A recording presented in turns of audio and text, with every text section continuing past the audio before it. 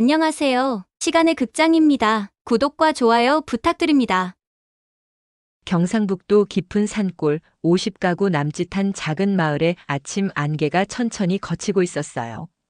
이정희는 한의원 문을 열며 깊은 한숨을 내쉬었습니다. 오늘로 이 마을에 온 지 정확히 3년이 되는 날이었어요. 혁준아, 오늘도 엄마는 잘 지내고 있어. 정희는 한의원 안쪽 벽에 걸린 아들의 영정사진을 바라보며 조용히 말했어요. 22살 군복을 입고 환하게 웃고 있는 혁준의 모습이 여전히 생생했습니다. 하지만 그 웃음 뒤에 숨겨진 진실을 정희는 아직 모르고 있었어요. 정희 씨 벌써 문 열었네요. 뒤에서 들려온 목소리에 정희가 돌아봤어요. 마을 이장인 박만수가 서 있었습니다. 60대 초반의 박만수는 이 마을의 실질적인 권력자였어요. 부동산업과 건설업으로 돈을 벌어 마을에서 가장 큰 집에 살고 있었죠. 네, 이장님 일찍 오셨네요. 아, 별거 아니고요. 그냥 서울에서 내려오신 분들이 잘 지내시나 해서요.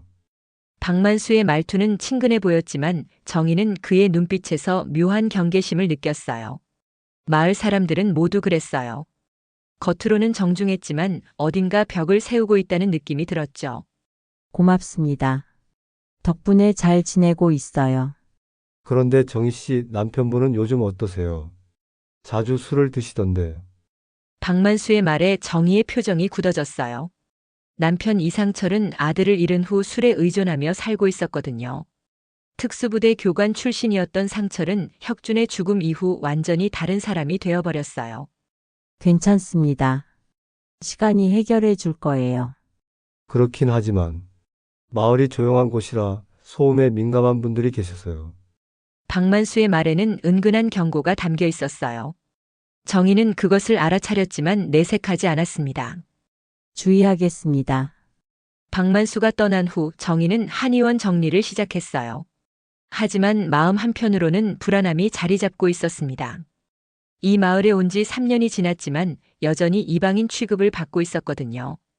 오후 2시쯤 첫 번째 환자가 찾아왔어요. 마을에서 슈퍼를 운영하는 김순자 씨였습니다. 선생님, 어깨가 너무 아파서요. 언제부터 아프셨어요? 한 일주일 정도 됐나? 그런데 선생님, 요즘 마을에 이상한 소문이 도는 거 아세요?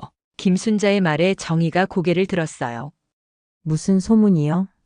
아, 별거 아니에요.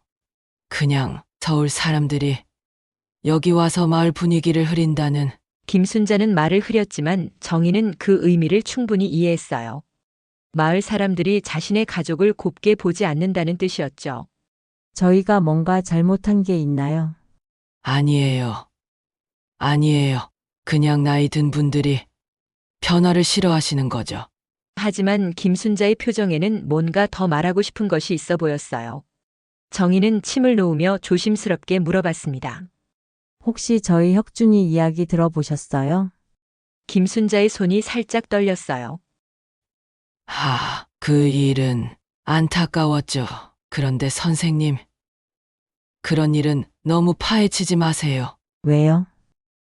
그냥 마을이 평화로운 게 좋잖아요. 김순자는 치료가 끝나자마자 서둘러 나갔어요. 정희는 그 모습을 보며 뭔가 이상함을 느꼈습니다. 저녁 6시 정희는 집으로 돌아왔어요. 상철은 이미 소주 한 병을 비우고 있었습니다. 또 마셨어요? 마시면 안 돼? 내 아들 죽었는데 술도 못 마셔? 상철의 목소리에는 분노와 절망이 섞여 있었어요. 정희는 더 이상 말하지 않았습니다. 이런 대화는 매일 반복되고 있었거든요. 여보, 우리 혁준이 일. 정말 단순한 사고였을까요? 정희의 질문에 상철이 술잔을 내려놓았어요. 왜 자꾸 그런 소리 해? 군에서 사고라고 했잖아. 하지만 뭔가 이상해요. 혁준이가 마지막에 전화했을 때 그만해. 상철이 소리쳤어요. 정희는 깜짝 놀라며 남편을 바라봤습니다. 상철의 눈에는 두려움이 가득했어요. 왜 그래요? 뭐가 무서운 거예요? 아무것도 아니야. 그냥 죽은 아이 일로 자꾸 괴로워하지 마. 상철은 다시 술을 마시기 시작했어요. 정희는 남편의 이상한 반응이 신경 쓰였지만 더 이상 묻지 않았습니다. 밤 10시 정희는 혼자 마을을 산책했어요. 고요한 시골 밤이었지만 어딘가 불편한 기운이 감돌고 있었습니다. 이장 집에서는 여러 대의 차가 주차되어 있었고 불빛이 새어나오고 있었어요. 저 시간에 누가 찾아온 걸까? 정희는 궁금했지만 가까이 가지는 않았어요. 대신 멀리서 지켜보다가 집으로 돌아왔습니다. 잠자리에 들기 전 정희는 다시 혁준의 영정 앞에 섰어요. 혁준아, 엄마가 뭔가 놓치고 있는 게 있는 것 같아. 내가 왜 그렇게 갔는지. 엄마는 아직도 모르겠다. 그때 바람에 창문이 살짝 열렸어요. 정희는 창문을 닫으려다가 밖을 내다봤습니다. 어둠 속에서 누군가 자신의 집을 지켜보고 있는 것 같았어요. 누구지? 하지만 자세히 보려고 하자 그 그림자는 사라졌습니다. 정희는 불안한 마음으로 창문을 닫았어요. 그날 밤 정희는 이상한 꿈을 꾸었어요. 혁준이 군복을 입고 나타나서 엄마 조심해. 이 마을에는 비밀이 있어라고 말하는 꿈이었습니다. 꿈에서 깬 정희는 식은땀을 흘리고 있었어요. 새벽 5시 정희는 잠에서 깼어요. 옆에서 상철이 잠꼬대를 하고 있었습니다. 안 돼. 그러면 안 돼. 혁준아, 미안해. 정희는 남편의 잠꼬대를 들으며 더욱 불안해졌어요. 뭔가 숨겨진 것이 있다는 확신이 들었습니다. 아침이 되자 정희는 평소보다 일찍 한의원으로 향했어요. 마을은 여전히 고요했지만 정희의 마음은 전혀 평온하지 않았습니다. 오늘부터 뭔가 달라질 것 같은 예감이 들었거든요. 이정희가 한의원 문을 열자마자 바닥에 떨어진 봉투를 발견했어요. 평범한 흰 봉투였지만 모서리에 붉은 얼룩이 묻어 있었습니다. 정희는 조심스럽게 봉투를 집어들었어요. 이게 뭐지? 봉투 안에는 손으로 쓴 편지가 들어 있었어요. 글씨체는 떨리고 있었고 곳곳에 붉은 얼룩이 묻어 있었습니다. 이정희 씨에게. 당신 아들 혁준이의 죽음은 단순한 사고가 아닙니다. 진실을 알고 싶다면 마을 뒷산 폐가를 찾아보세요. 하지만 조심하세요. 그들은 아직도 이 마을에 있습니다. 정희의 손이 떨렸어요. 편지를 다시 읽고 또 읽었지만 내용은 변하지 않았습니다. 혁준의 죽음이 사고가 아니라는 것, 그리고 가해자들이 아직도 이 마을에 있다는 것. 누가 이런 편지를. 정희는 주변을 둘러봤지만 아무도 없었어요. 편지를 보낸 사람이 누구인지, 왜 이런 내용을 보냈는지 알 수 없었습니다. 그때 한의원 문이 열리며 남편 이상철이 들어왔어요. 평소보다 일찍 나온 것 같았습니다. 정희야, 뭐 하고 있어? 아무것도 아니에요. 정희는 재빨리 편지를 서랍 안에 숨겼어요. 하지만 상철은 정희의 당황한 표정을 놓치지 않았습니다. 뭔가 숨기는 거 있어? 정말 아무것도 아니에요. 그런데 여보, 혹시 군 시절에 혁준이한테 무슨 일이 있었던 건 아니에요? 상철의 얼굴이 순간 굳어졌어요. 왜 자꾸 그런 소리 해? 군에서 사고라고 했다니까. 하지만은 무슨. 그만 잊어버려. 우리가 뭘 할 수 있겠어? 상철의 목소리에는 평소와 다른 날카로움이 있었어요. 정희는 남편의 반응이 더욱 의심스러웠습니다. 상철이 나간 후 정희는 다시 편지를 꺼내봤어요. 뒷산 폐가라고 했는데 그곳이 어디인지 알아봐야 했습니다. 오후 2시쯤 정희는 마을 슈퍼를 찾아갔어요. 김순자가 계산대에 앉아 있었습니다. 어서 오세요, 선생님. 안녕하세요. 혹시 마을 뒷산에 폐가가 있다고 들었는데 어디쯤인지 아세요? 김순자의 표정이 변했어요. 폐가요? 왜 그런 곳을 찾으세요? 그냥 산책하다가 궁금해서요. 선생님, 그런 곳은 가지 마세요. 위험해요. 위험하다니요? 옛날에 사람이 죽은 곳이라고. 그리고 이장님도 그쪽은 가지 말라고 하셨어요. 김순자의 말에 정희는 더욱 궁금해졌어요. 왜 이장이 그곳을 가지 말라고 했을까요? 그래도 위치만 알려주세요. 조심할게요.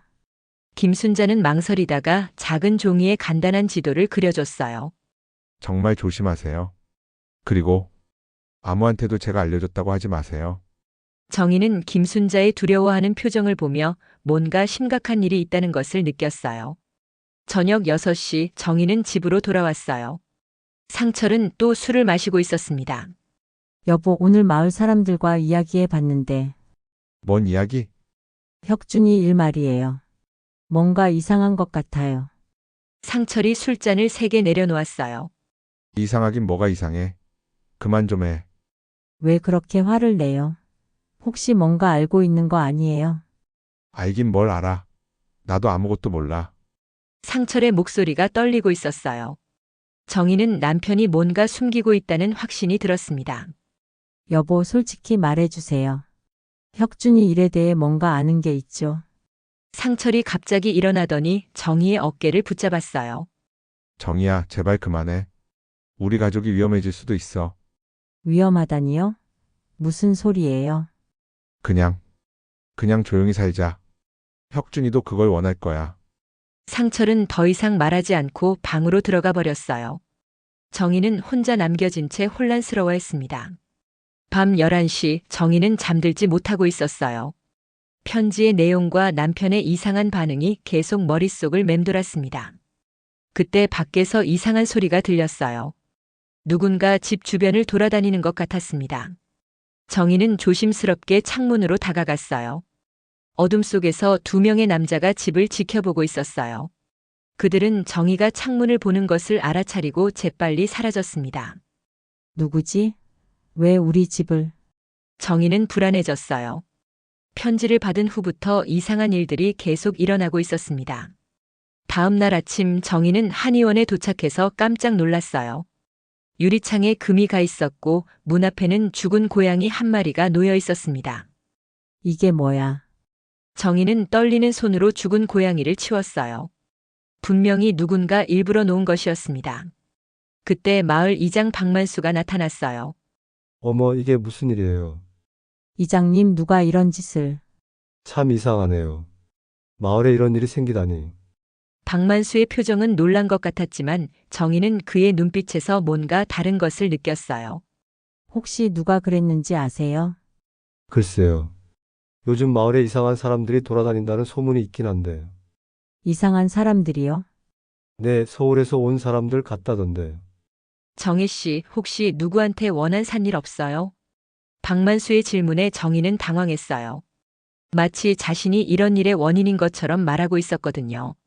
저는 아무한테도. 그렇긴 하지만 조심하세요. 마을이 시끄러워지면 모두에게 좋지 않으니까.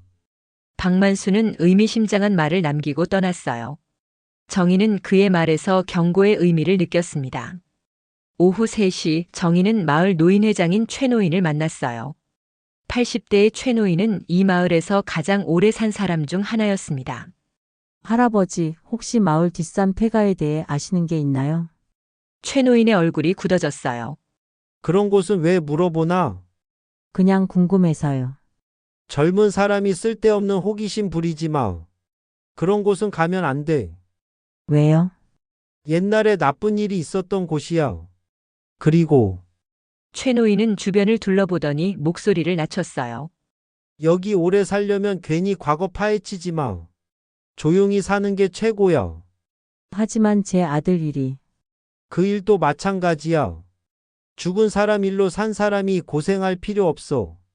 최 노인의 말에는 분명한 경고가 담겨 있었어요. 정희는 마을 사람들이 모두 뭔가 숨기고 있다는 것을 확신했습니다. 저녁 7시 정희는 집으로 돌아가는 길에 이장 집 앞을 지나갔어요. 마당에 여러 대의 검은 차가 주차되어 있었고 집 안에서는 여러 사람의 목소리가 들렸습니다. 정희는 호기심을 참지 못하고 담장 근처로 다가갔어요. 창문 사이로 새어나오는 불빛과 함께 대화 소리가 들렸습니다. 그 여자가 너무 많이 알려고 해. 조용히 시켜야 해. 혁준이 일이 들통나면 정희는 깜짝 놀랐어요. 자신과 혁준이에 대한 이야기를 하고 있었습니다. 그때 갑자기 개가 짖기 시작했어요. 정희는 들킬까봐 서둘러 그 자리를 떠났습니다. 집에 도착한 정희는 온몸이 떨리고 있었어요. 이장 집에서 들은 대화가 계속 머릿속을 맴돌았습니다. 여보, 우리 이 마을 떠나요. 상철이 놀라며 정희를 바라봤어요. 갑자기 왜? 뭔가 이상해요. 마을 사람들이 우리를 감시하고 있는 것 같아요. 감시라니. 무슨 소리야? 그리고 혁준이 일도. 정말 사고가 아닐 수도 있어요. 상철의 얼굴이 창백해졌어요. 정희야, 제발 그런 소리 하지 마. 우리가 조용히 살면 아무 일 없을 거야. 하지만은 없어. 그냥 조용히 살자고. 상철은 다시 술을 마시기 시작했어요. 정희는 남편도 뭔가 알고 있으면서 숨기고 있다는 것을 확신했습니다. 그날 밤 정희는 혁준의 영정 앞에 앉아 있었어요. 혁준아, 엄마가 뭔가 알아가고 있는 것 같아. 내가 정말 억울하게 죽었다면 엄마가 꼭 진실을 밝혀낼게. 바람이 불어 촛불이 흔들렸어요. 마치 혁준이 대답하는 것 같았습니다. 정희는 결심했어요. 내일 뒷산 폐가를 찾아가 보기로 했습니다. 위험할 수도 있지만 진실을 알기 위해서는 어쩔 수 없었어요. 새벽 2시 정희는 창밖을 내다봤어요. 또다시 누군가 집 주변을 돌아다니고 있었습니다. 이번에는 3명이나 되었어요. 누구지? 왜 계속? 정희는 두려웠지만 동시에 화가 났어요. 자신과 가족을 이렇게 감시하고 위협하는 사람들이 누구인지 알아내야 했습니다. 다음 날 아침 이정희는 평소보다 일찍 일어났어요. 뒷산 폐가를 찾아가기 전에 먼저 해야 할 일이 있었습니다. 혁준의 군대 동기를 찾아보는 것이었죠. 정희는 혁준의 유품 상자를 뒤져 군대 동기들의 연락처를 찾았어요. 그 중에서 김상병이라는 이름이 눈에 들어왔습니다. 혁준이 자주 언급했던 친한 동기였거든요. 여보세요, 김상병 맞나요? 네, 그런데 누구세요? 저는 이혁준의 어머니입니다. 전화 너머로 잠시 침묵이 흘렀어요. 혁준이 어머니시군요. 안녕하세요. 혹시 시간 되시면 만나서 이야기 좀 할 수 있을까요? 혁준이 일에 대해서요. 그게 지금 대구에 있는데 오늘 오후에 그쪽으로 갈 일이 있어요. 만날 수 있을 것 같아요. 정희는 김상병과 마을 입구 카페에서 만나기로 약속했어요. 오후 3시 정희는 카페에서 김상병을 기다리고 있었어요. 26살의 김상병은 제대 후 택시 운전을 하고 있다고 했습니다. 어머니, 죄송합니다. 늦었어요. 아니에요. 와줘서 고마워요. 김상병은 어딘가 불안해 보였어요. 계속 주변을 둘러보며 신경 쓰는 모습이었습니다. 혁준이 일, 정말 안타까웠어요. 상병 씨, 솔직히 물어볼게요. 혁준이 죽기 전에 뭔가 이상한 일이 있었나요? 김상병의 얼굴이 굳어졌어요. 이상한 일이요? 네, 혁준이가 마지막에 전화했을 때 뭔가 무서워하는 것 같았거든요. 김상병은 한참 망설이더니 목소리를 낮췄어요. 그때 정말 이상한 일이 많았어요. 어떤 일이요? 부대에 민간인들이 자주 드나들었어요. 그런데 그 사람들이 이상했어요. 어떻게 이상했는데요? 혁준이가 그 사람들 중 한 명을 알아본다고 했어요. 마을 사람이라고. 정희의 심장이 빨리 뛰기 시작했어요. 마을 사람이요? 누구요? 잘 모르겠어요. 하지만 혁준이가 그 사람을 보고 나서 계속 불안해했어요. 뭔가 알면 안 되는 걸 봤다고. 그래서 어떻게 됐어요? 김상병은 더욱 주변을 살피더니 속삭이듯 말했어요. 그 다음날 혁준이가 사고를 당했어요.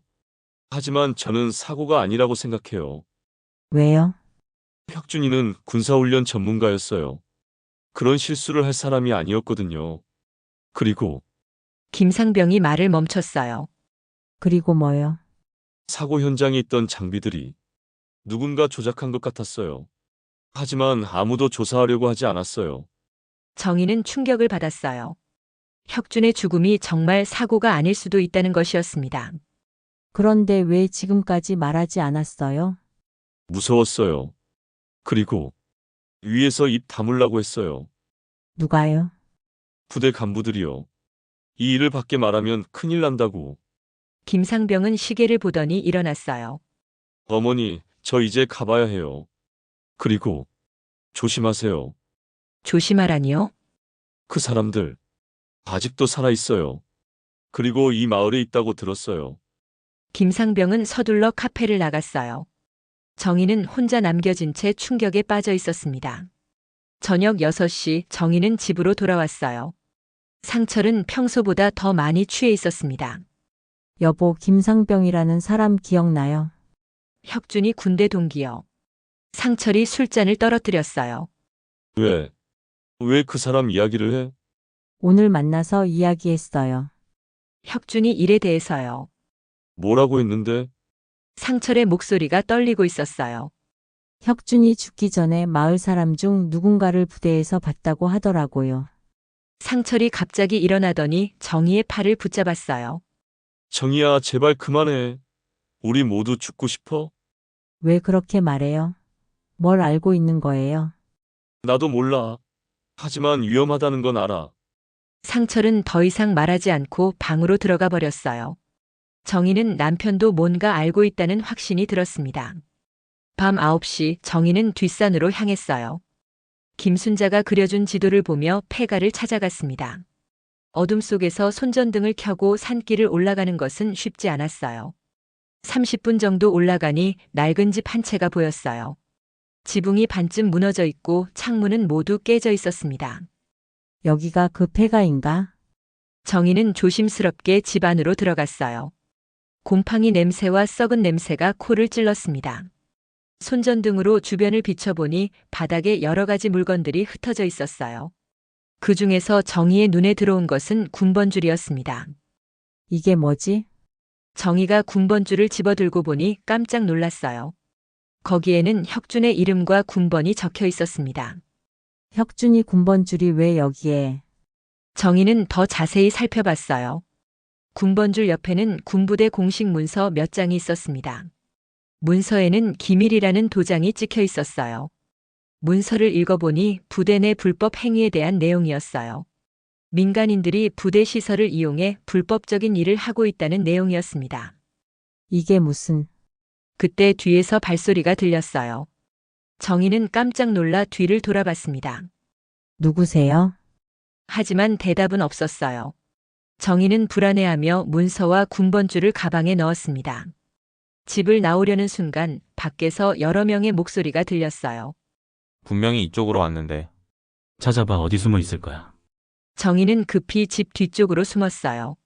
심장이 너무 빨리 뛰어서 들킬까봐 무서웠습니다. 아무도 없는 것 같은데? 그럼 벌써 도망갔나? 일단 돌아가자. 내일 다시 확인해보고. 발소리가 멀어진 후에야 정희는 안도의 한숨을 쉬었어요. 누군가 자신을 따라온 것이 분명했습니다. 정희는 조심스럽게 산을 내려왔어요. 집에 도착했을 때는 이미 밤 11시가 넘어 있었습니다. 혁준아, 엄마가 뭔가 찾은 것 같아. 정희는 혁준의 영정 앞에서 군번줄과 문서를 꺼냈어요. 이게 내 것이지? 그리고 이 문서들. 네가 알면 안 되는 걸 봤다는 게 이런 거였구나. 정희는 문서를 자세히 읽어봤어요. 부대 내에서 민간인들이 마약을 제조하고 유통하고 있다는 내용이었습니다.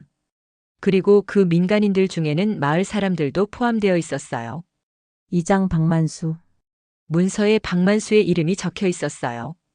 그는 부대와 연결되어 불법적인 일을 하고 있었습니다. 그래서 혁준이가. 정희는 모든 것이 연결되기 시작했어요. 혁준이 이 사실을 알게 되었고 그래서 입을 막기 위해 죽인 것이었습니다. 그때 밖에서 차 소리가 들렸어요. 정희는 창문으로 내다봤습니다. 검은 차 2대가 집 앞에 서 있었어요. 차에서 4명의 남자가 내렸어요. 그들은 집 주변을 둘러보더니 문을 두드렸습니다. 이정희 씨, 나와서 이야기합시다. 정희는 두려웠지만 문을 열지 않았어요. 누구세요? 마을 일로 온 사람들입니다. 잠깐만 나와주세요. 지금은 늦었으니까 내일 이야기해요. 그럼 안 됩니다. 지금 당장 나와야 해요. 남자들의 목소리가 점점 위협적으로 변했어요. 정희는 급히 문서와 군번줄을 안전한 곳에 숨겼습니다. 나오지 않으면 들어갑니다. 정희는 뒷문으로 도망칠 준비를 했어요. 하지만 뒷문에도 누군가 기다리고 있었습니다. 어디 가시려고요? 정희는 완전히 포위된 상황이었어요. 이제 정말 위험한 상황에 처한 것 같았습니다. 혁준아, 엄마가 진실을 밝혀낼게. 무슨 일이 있어도. 정희는 마지막으로 아들의 영정을 바라보며 다짐했어요. 이제 정말 치열한 싸움이 시작될 것 같았습니다. 이정희는 집안에서 완전히 포위된 상황이었어요. 앞문과 뒷문 모두 막혀 있었고 남자들의 목소리는 점점 더 위협적으로 변하고 있었습니다. 이정희 씨, 마지막 경고입니다. 나오지 않으면 강제로 들어갑니다. 정희는 급히 휴대폰으로 경찰에 신고하려 했지만 신호가 잡히지 않았어요. 누군가 전파를 차단한 것 같았습니다. 그때 옆방에서 남편 상철이 비틀거리며 나왔어요. 무슨 소리가 이렇게요? 상철은 창문 밖을 보고 얼굴이 창백해졌어요. 여보, 저 사람들 누구예요? 몰라. 하지만 위험해 보여. 상철은 술에 취해 있었지만 상황의 심각성은 이해한 것 같았어요. 정희야, 혹시 뭔가 건드리면 안 되는 걸 건드린 거야? 여보, 지금 그런 게 중요해요? 어떻게 해야 해요? 그때 앞문이 세게 흔들렸어요. 남자들이 문을 부수려고 하는 것 같았습니다. 들어간다. 쾅! 문이 부서지는 소리와 함께 4명의 남자가 집 안으로 들어왔어요. 그들은 모두 검은 옷을 입고 있었고 얼굴을 가리고 있었습니다. 이정희 씨죠? 누구세요? 왜 남의 집에? 우리가 누군지는 중요하지 않아요. 중요한 건 당신이 가져간 물건들이에요. 남자 중 한 명이 정희에게 다가왔어요. 무슨 물건이요? 저는 아무것도. 거짓말하지 마세요. 오늘 밤 뒷산에 갔다 온 거 다 봤어요. 정희는 자신이 감시당하고 있었다는 것을 깨달았어요. 그곳에서 가져온 것들을 내놓으세요. 정말 모르겠는데요. 남자가 갑자기 정희의 팔을 거칠게 붙잡았어요. 아야, 여보, 손 떼? 상철이 남자에게 달려들었지만 다른 남자가 상철을 제압했어요. 얌전히 있어. 다치고 싶지 않으면. 당신들 누구야? 왜 이러는 거야? 시끄러워. 남자 중 한 명이 상철을 때렸어요. 상철이 바닥에 쓰러졌습니다. 여보. 정희가 상철에게 달려가려 했지만 남자가 막았어요. 물건부터 내놓으세요. 그럼 조용히 끝날 거예요. 정말 모르겠다고요. 남자가 정희의 뺨을 때렸어요. 정희는 충격으로 비틀거렸습니다. 다음엔 더 아플 거예요. 마지막으로 묻겠어요. 어디에 숨겼어요? 정희는 두려웠지만 끝까지 버텼어요. 혁준의 진실을 밝히기 위해서는 그 증거들을 지켜야 했습니다. 모른다고 했잖아요. 남자들이 집안을 뒤지기 시작했어요. 서랍을 뒤엎고 가구를 옮기며 찾아 헤맸습니다. 그때 갑자기 사이렌 소리가 들렸어요. 누군가 경찰에 신고한 것 같았습니다. 경찰이다. 철수. 남자들이 서둘러 집을 나갔어요. 정희는 안도의 한숨을 쉬었습니다. 경찰차 2대가 도착했고 경찰관들이 집 안으로 들어왔어요. 신고받고 왔습니다. 무슨 일이에요? 강도들이 들어와서. 정희가 상황을 설명하려 했지만 경찰관의 반응이 이상했어요. 강도요? 증거가 있나요? 문이 부서져 있잖아요. 그리고 저희가 맞았고. 하지만 아무것도 도난당한 게 없는 것 같은데요? 경찰관은 대충 둘러보더니 조서를 작성했어요. 하지만 진지하게 수사할 의지는 없어 보였습니다. 일단 조서는 작성해 드릴게요. 하지만 증거가 부족해서. 증거가 부족하다니요? 이렇게 집이 엉망인데. 요즘 빈집털이가 많아서요. 조심하세요. 경찰관들은 대충 조서만 작성하고 떠났어요. 정희는 경찰도 믿을 수 없다는 것을 깨달았습니다. 다음 날 아침 정희는 한의원에 도착해서 또 한 번 충격을 받았어요. 한의원 벽에 빨간 페인트로 서울연 꺼져라라는 글씨가 적혀 있었습니다. 이게 뭐야? 그리고 유리창은 모두 깨져 있었고 문 앞에는 동물의 피로 보이는 것이 뿌려져 있었어요. 마을 사람들이 하나둘 모여들기 시작했어요. 하지만 그들의 표정은 동정보다는 냉소적이었습니다. 저런, 또 무슨 일이 생겼네. 서울 사람들이 와서 마을이 시끄러워졌어. 조용히 살면 될 텐데 왜 자꾸 문제를 일으키지? 마을 사람들의 수군거림을 들으며 정희는 절망감을 느꼈어요. 아무도 자신의 편이 아니었습니다. 그때 이장 박만수가 나타났어요. 이게 무슨 일이에요? 이장님, 누가 이런 짓을. 참 안타깝네요. 하지만 정희 씨, 혹시 누구한테 원한 살 만한 일 하신 거 아니에요? 박만수의 말에는 분명한 위협이 담겨 있었어요. 저는 아무한테도. 그렇다면 참 이상하네요. 마을에서 이런 일이 생기다니. 박만수는 주변 사람들을 둘러보더니 목소리를 높였어요. 여러분, 요즘 마을이 너무 시끄럽지 않나요? 평화롭던 우리 마을이. 맞아요, 이장님. 예전엔 이런 일 없었는데. 외지 사람들이 와서 말썽만 피우네. 마을 사람들이 하나둘 동조하기 시작했어요. 정희는 완전히 고립된 기분이었습니다. 이장님, 저희가 뭘 잘못했나요? 잘못했다는 게 아니라 그냥 조용히 사셨으면 해서요. 마을 평화를 위해서. 박만수의 말은 분명한 경고였어요. 더 이상 진실을 파헤치지 말라는 뜻이었습니다. 오후 2시쯤 정희는 한의원 정리를 하고 있었어요. 깨진 유리를 치우고 벽에 낙서를 지우는 일은 쉽지 않았습니다. 그때 한 명의 환자가 찾아왔어요. 마을에서 식당을 하는 김영숙 씨였습니다. 선생님, 치료받으러 왔어요. 네, 어디가 아프세요? 김영숙은 치료를 받으면서 조심스럽게 말했어요.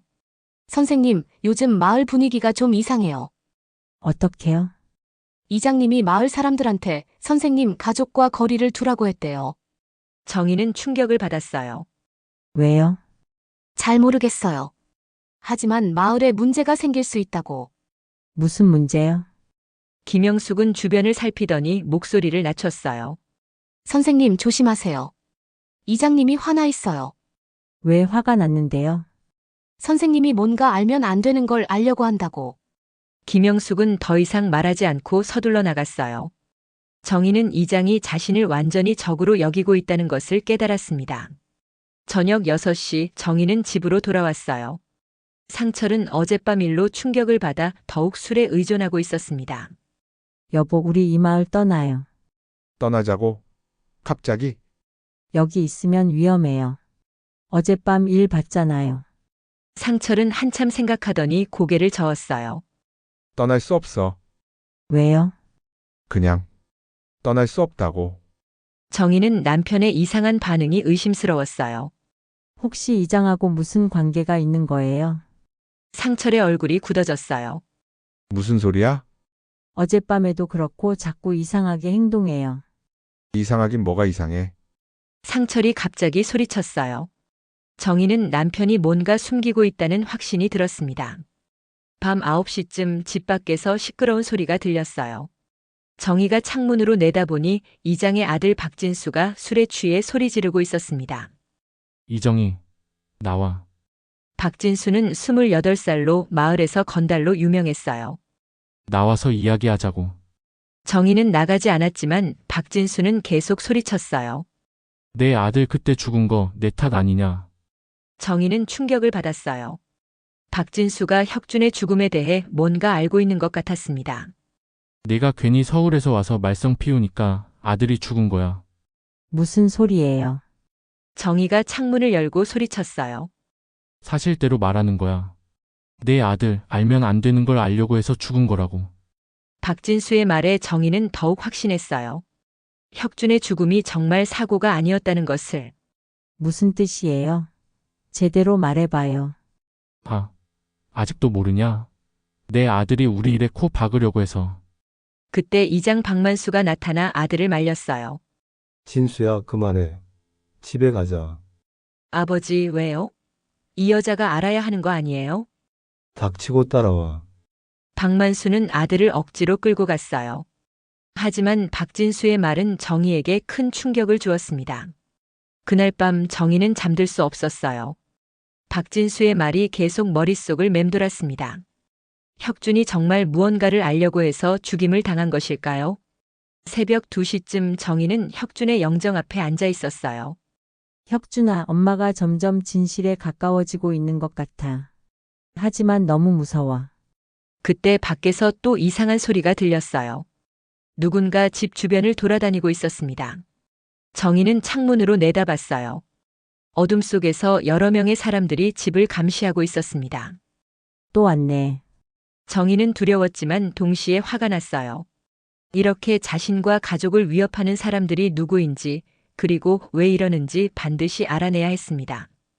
혁준아, 엄마가 반드시 진실을 밝혀낼게. 무슨 일이 있어도. 다음 날 아침 이정희는 평소보다 일찍 일어났어요. 어젯밤 박진수의 말이 계속 머릿속을 맴돌았습니다. 혁준이 정말 무언가를 알려고 해서 죽임을 당했다면 그 진실을 반드시 밝혀내야 했어요. 정희는 먼저 마을 우체국으로 갔어요. 우체국장 김철수는 이 마을에서 30년 넘게 일한 베테랑이었습니다. 국장님 안녕하세요. 아, 선생님. 어서 오세요.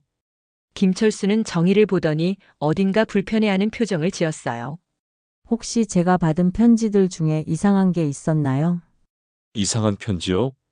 네, 며칠 전에 익명의 편지를 받았거든요. 김철수의 얼굴이 굳어졌어요. 그런 편지는 잘 모르겠는데요. 하지만 분명히 누군가 보낸 거잖아요. 선생님, 우체국 일은 기밀이라서. 김철수는 말을 흐렸어요. 하지만 정희는 그의 표정에서 뭔가 알고 있다는 것을 느꼈습니다. 국장님, 혹시 누가 제 우편물을 감시하고 있나요? 감시라니요? 그런 일은. 그때 우체국 문이 열리며 이장 박만수가 들어왔어요. 어머, 정희 씨가 여기 있네요. 이장님 안녕하세요. 박만수는 김철수와 눈빛을 주고받더니 정희에게 말했어요. 무슨 일로 우체국에? 그냥 우편물 확인하러요. 그렇군요. 그런데 정희 씨 어젯밤 우리 진수가 실례했죠. 술 먹고 헛소리한 거니까 신경 쓰지 마세요. 박만수의 말에는 분명한 경고가 담겨 있었어요. 헛소리라고요? 하지만 제 아들 이야기를. 술 먹은 사람 말을 뭘 믿어요. 그냥 잊어버리세요. 박만수는 더 이상 말하지 않고 김철수와 따로 이야기하기 시작했어요. 정희는 할 수 없이 우체국을 나왔습니다. 오전 10시쯤 정희는 마을 보건소를 찾아갔어요. 보건소장 이민호는 서울 의대를 나온 젊은 의사였습니다. 선생님 안녕하세요. 아, 정희 씨. 어서 오세요. 이민호는 정희를 반갑게 맞았어요. 그는 마을에서 몇 안 되는 외지인 중 하나였습니다. 선생님, 혹시 마을에서 이상한 일이 있다는 걸 느끼신 적 있나요? 이민호의 표정이 진지해졌어요. 이상한 일이요? 네, 뭔가 숨겨진 일들이 있는 것 같아서요. 이민호는 주변을 살피더니 목소리를 낮췄어요. 사실 저도 느끼고 있었어요. 어떤 걸요? 환자들 중에 이상한 증상을 보이는 사람들이 있어요. 마약 중독 증상 같은. 정희는 깜짝 놀랐어요. 마약이요?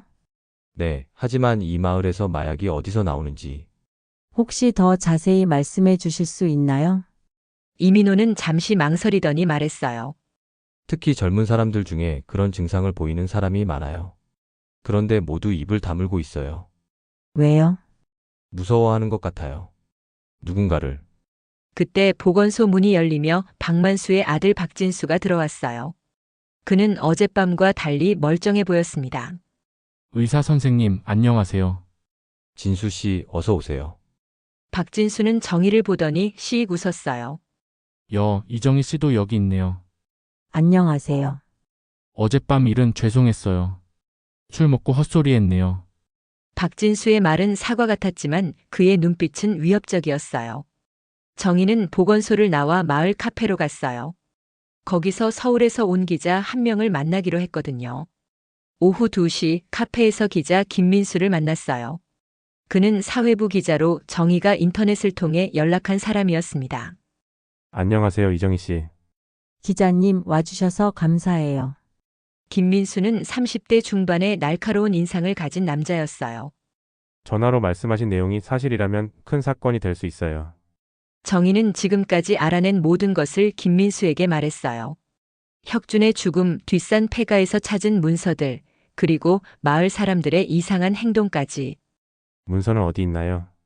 안전한 곳에 숨겨뒀어요. 볼 수 있을까요? 정희는 망설였어요. 아직 김민수를 완전히 믿을 수 있을지 확신이 서지 않았거든요. 일단 더 확실한 증거를 찾아보고 연락드릴게요. 그럼 제가 먼저 이 마을에 대해 조사해 볼게요. 며칠 후에 다시 만나죠. 김민수가 떠난 후 정희는 혼자 카페에 앉아 생각에 잠겼어요. 과연 누구를 믿어야 할까요? 저녁 6시 정희는 집으로 돌아왔어요. 상철은 평소보다 더 불안해 보였습니다. 여보, 오늘 누구 만났어? 왜요? 그냥 궁금해서. 마을 사람들이랑 이야기했어요. 상철의 표정이 어두워졌어요. 정희야, 제발 그만해. 뭘 그만해요? 혁준 일 그만 파헤치라고. 왜 자꾸 그런 소리예요? 혹시 뭔가 알고 있는 거예요?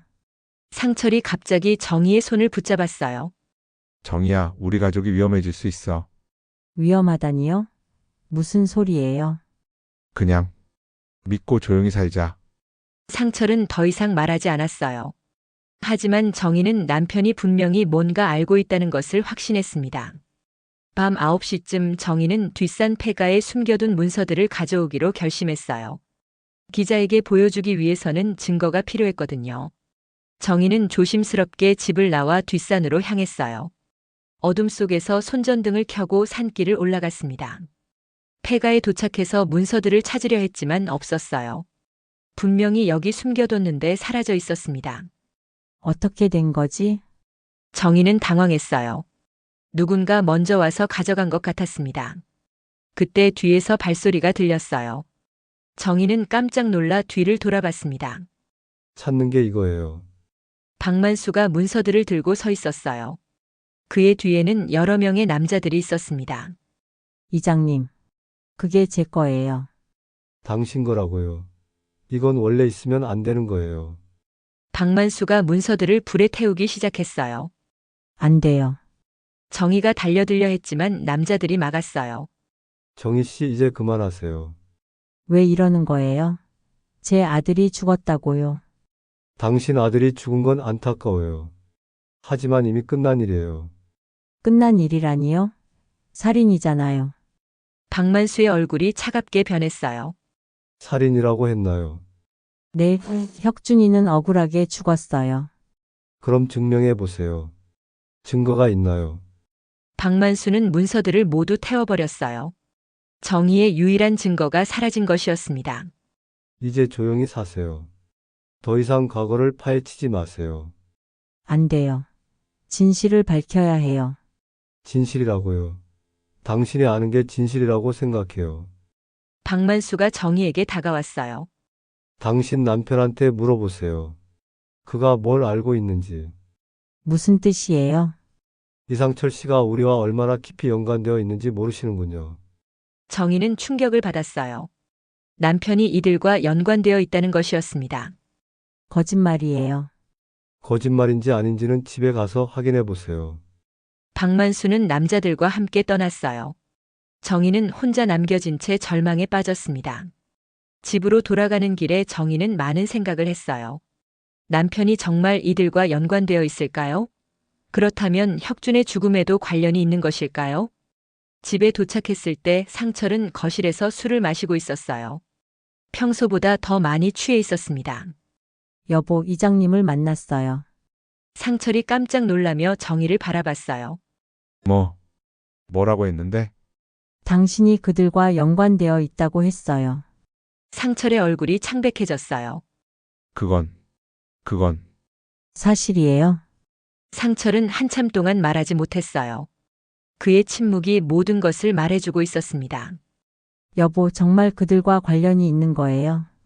정희야, 미안해. 상철이 고개를 숙였어요. 정희는 남편의 고백에 충격을 받았습니다. 어떻게 관련된 거예요? 처음엔 그냥 작은 일이었어. 하지만 점점 깊이 들어가게 되고 무슨 일이었는데요? 그들이 부대와 연결해서 하는 일에 도움을 줬어. 정희는 모든 것이 연결되기 시작했어요. 남편이 이장과 함께 불법적인 일에 관여하고 있었고 혁준이 그 사실을 알게 되어 죽임을 당한 것이었습니다. 그럼 혁준이가 죽은 것도. 그건 아니야. 나는 혁준이 일과는 상관없어. 하지만 연관되어 있잖아요. 정희는 남편에게 실망했어요. 자신의 아들이 죽었는데도 진실을 숨기고 있었던 것입니다. 여보, 이제 모든 걸 말해주세요. 혁준이를 위해서라도. 상철은 오랫동안 망설이더니 입을 열었어요. 정희야, 혁준이가 죽기 전에 나한테 전화했어. 뭐라고 했는데요? 아버지가 이상한 일에 관여하고 있다는 걸 알고 있다고. 그리고 그걸 신고하겠다고. 정희는 충격을 받았어요. 혁준이 아버지의 일까지 알고 있었던 것입니다. 그래서 어떻게 했어요? 나는 그냥 조용히 하라고 했어. 하지만 뭐요? 혁준이가 듣지 않았어. 그리고 그 다음 날 상철은 더 이상 말하지 못했어요. 하지만 정희는 모든 것을 이해했습니다. 혁준이 아버지의 불법 행위까지 신고하려 했고, 그래서 그들이 혁준을 죽인 것이었습니다. 이정희는 남편 상철의 고백을 듣고 완전히 무너졌어요. 자신의 남편이 아들의 죽음과 연관된 불법 행위에 관여하고 있었다는 사실을 받아들이기 어려웠습니다. 여보. 그럼 혁준이가 죽은 건 정말 정희야, 나도 몰랐어. 혁준이가 그렇게 될 줄은. 상철은 술에 취한 채 흐느끼기 시작했어요. 몰랐다고요? 당신이 그 일에 관여하고 있으면서 처음엔 정말 작은 일이었어. 그냥 부대에서 나오는 물건들을 운반하는 일이었는데 무슨 물건이요? 잘 모르겠어. 그냥 상자들이었어. 박만수가 돈을 주면서 아무 말 하지 말라고 했고 정희는 남편의 변명을 들으며 분노가 치밀어 올랐어요. 그럼 그 상자 안에 뭐가 들어있는지 정말 몰랐어요. 나중에 알게 됐어. 뭐였는데요? 상철은 한참 망설이더니 작은 목소리로 말했어요. 마약 원료였어. 정희는 충격으로 말을 잃었어요. 남편이 마약 유통에 관여하고 있었던 것입니다. 어떻게 그런 일을 할 수 있어요? 정희야, 나도 빠져나오고 싶었어. 하지만 한번 시작하면 끝낼 수가 없더라고. 왜요? 박만수가 협박했어. 경찰에 신고하면 나만 감옥 간다고. 가족들도 위험해진다고. 상철은 계속 울면서 말했어요. 그래서 계속했어. 혁준이가 군대에 간 후에도. 그럼 혁준이가 부대에서 본 마을 사람이 당신이었어요? 아니야. 나는 직접 부대에 가지 않았어. 중간에서 물건만 옮겼을 뿐이야. 그럼 누가 부대에 갔던 거예요? 박만수하고 그의 조직원들이지. 정희는 모든 퍼즐이 맞춰지는 것을 느꼈어요.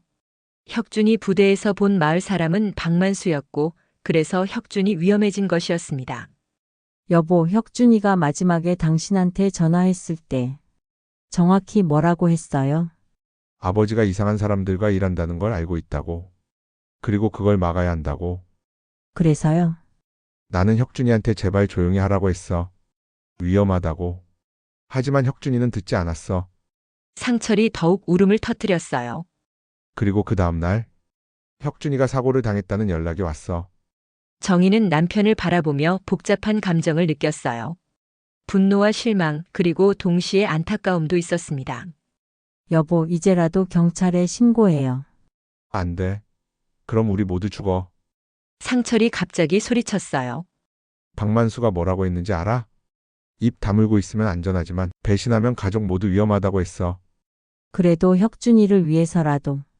혁준이는 이미 죽었어. 우리까지 죽을 필요는 없잖아. 정희는 남편의 말에 절망했어요. 남편은 이미 완전히 겁에 질려 있었습니다. 다음 날 아침 정희는 남편과 말도 하지 않고 집을 나왔어요. 한의원에 가서 혼자 생각을 정리하고 싶었습니다. 하지만 한의원에 도착하니 또 다른 충격이 기다리고 있었어요. 한의원 문 앞에 폐업이라는 종이가 붙어 있었고 자물쇠가 채워져 있었습니다. 이게 뭐야? 정희가 당황하고 있을 때 마을 사무소 직원이 나타났어요. 이정희 씨죠? 네, 그런데 이게 무슨 일이에요? 보건소에서 위생 문제로 영업정지 명령이 내렸어요. 위생 문제라니요? 제가 뭘 잘못했다는 거예요? 자세한 건 보건소에 문의하세요. 직원은 대충 말하고 가버렸어요. 정희는 급히 보건소로 갔습니다. 보건소에서 이민호 소장을 만났지만 그의 태도가 어제와 완전히 달라져 있었어요. 선생님, 제 한의원이 왜 영업 정지됐어요? 그게 위생검사에서 문제가 발견됐어요. 무슨 문제요? 저는 항상 깨끗하게 관리했는데. 이민호는 눈을 마주치지 않으며 말했어요. 일단 재검사를 받으셔야 해요. 시간이 좀 걸릴 거예요. 얼마나 걸리는데요? 한 달, 아니 2달 정도? 정희는 이것도 박만수의 압력이라는 것을 깨달았어요. 선생님, 혹시 누가 압력을 가했나요? 이민호의 얼굴이 굳어졌어요. 무슨 말씀이세요? 어제까지만 해도 저를 도와주려고 하셨잖아요. 저는 그냥 공무원으로서 일할 뿐이에요. 이민호는 더 이상 말하지 않았어요. 정희는 마을에서 완전히 고립되었다는 것을 느꼈습니다. 오후 2시쯤 정희는 서울에서 온 기자 김민수에게 전화했어요. 기자님, 저예요. 이정희입니다. 안녕하세요. 어떻게 됐어요? 증거들이 모두 사라졌어요.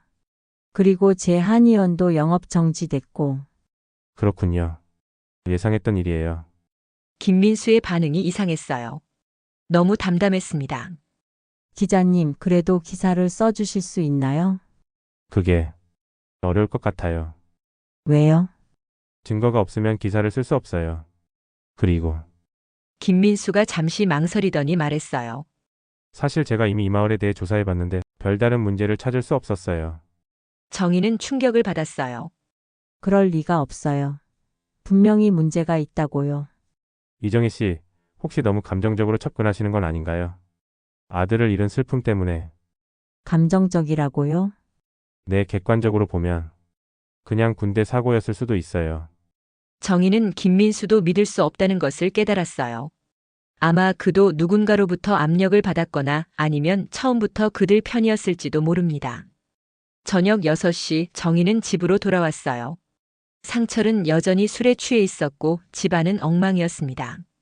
여보, 이제 어떻게 해요? 모르겠어. 정말 모르겠어. 상철은 완전히 포기한 상태였어요. 한의원도 문 닫혔어요. 기자도 도와주지 않겠다고 하고. 그럼 이제 그만해. 제발 그만하자고. 그만하라고요? 혁준이가 억울하게 죽었는데. 혁준이는 이미 죽었어. 우리가 뭘 해도 돌아오지 않아. 상철이 소리쳤어요. 정희는 남편이 완전히 변해버렸다는 것을 느꼈습니다. 밤 9시쯤 정희는 혼자 혁준의 방에 앉아 있었어요. 아들의 유품들을 보며 눈물을 흘렸습니다. 혁준아, 엄마가 무능해서 미안해. 아무것도 할 수 없어. 그때 휴대폰이 울렸어요. 모르는 번호였습니다. 여보세요?